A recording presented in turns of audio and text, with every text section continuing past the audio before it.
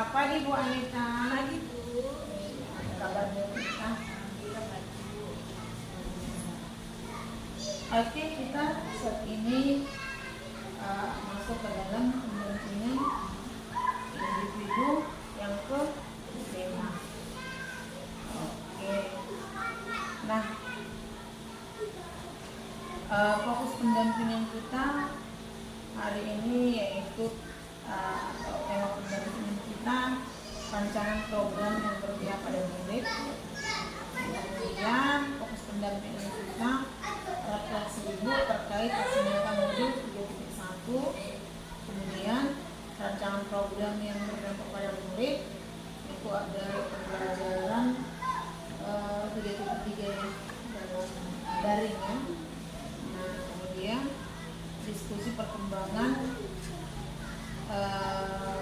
komunitas praktisi yang menjalankan sekolah seperti terimplementasi dari rencana Lokakarya 3 penerapan sejawat. Tapi penilaian untuk itu yaitu keterampilan coaching untuk supervisi akademik, bagaimana keterampilan ibu dalam mengcoaching rekan sejawat ini.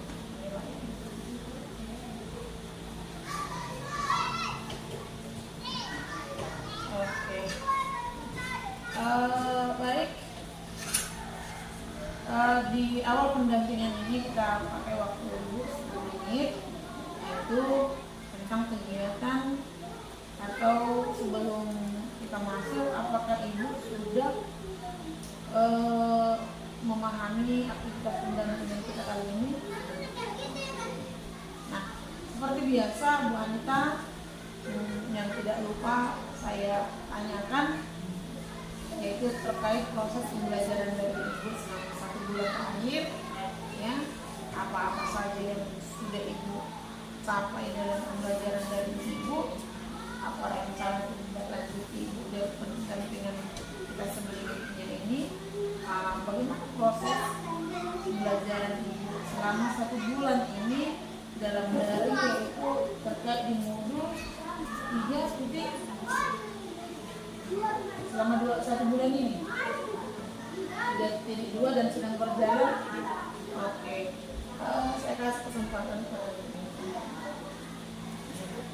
Jadi dalam 1 bulan terakhir ini kami mempelajari tentang modul 3.2, di mana itu adalah pemimpin dalam pengelolaan sumber daya, di mana kita bisa mampu mengelola aset yang ada di lingkungan sekolah, baik di sekolah itu sekolah kita seperti itu.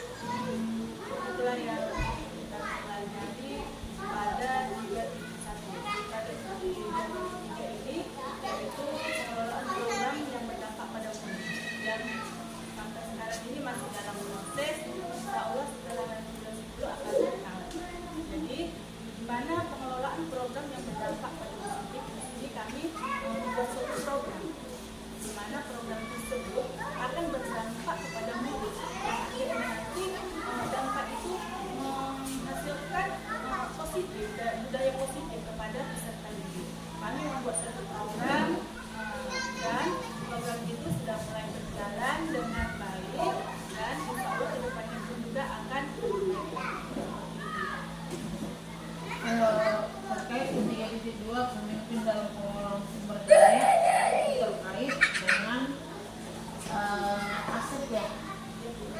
Coba dijelaskan di lingkungan sekolah ini apa-apa aja aset yang bisa ya, kira-kira akan ya akan ibu berdayakan di sekolah ini, baik itu aset muda, aset manusia dan lain-lain di lingkungan sekolah ini yang mendukung program sekolah ini.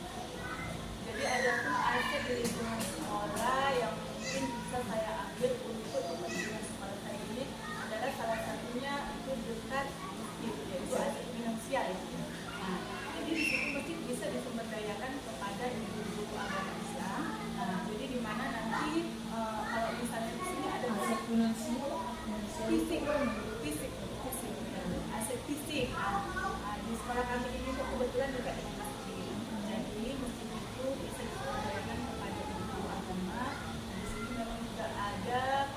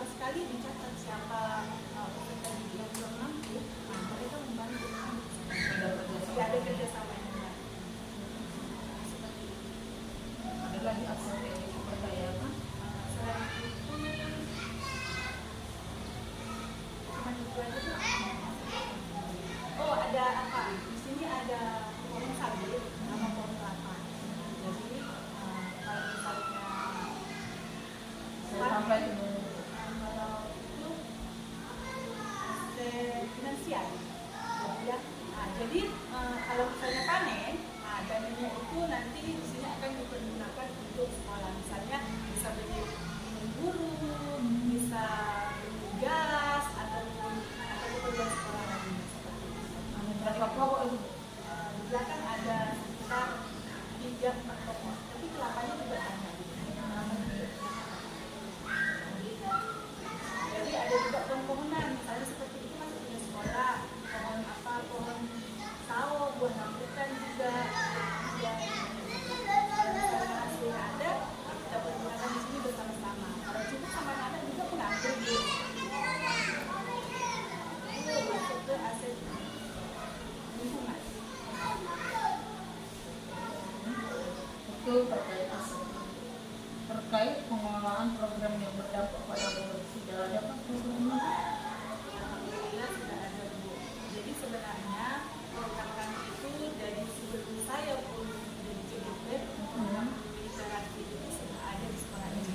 Di mana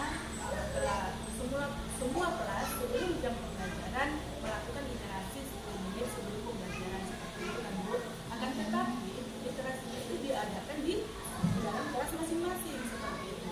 Jadi setelah saya masuk ke CGP ini, saya belajar dari hasil dari semalam kami ada diskusi sama teman-teman seperti itu juga. Di UPOD itu kami membahas tentang satu program yang namanya Prolina.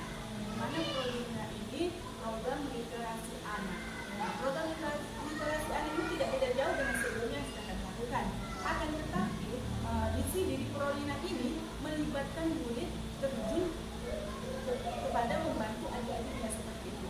Jadi semalam di ruang kolaborasi kami sepakat ada salah satu teman sejawat kami mengatakan bahwasanya dia telah membuat program itu di sekolahnya. Jadi dia memasukkan masukan, kami rasa itu baik dan saya rasa juga pribadi itu baik, jadi saya tetapkan juga di sekolah saya ini. Jadi program literasi anak ini adalah di mana kelas 4, 5, dan 6 itu terlibat kepada adiknya yang belum bisa baca. Jadi seperti itu. Oke, pembelajaran tadi ya. Kalau biasa praktik bayi itu praktik bayi itu yang memang dulunya literasi sudah ada ya. Nanti diganti menjadi program literasi. Nah, terkait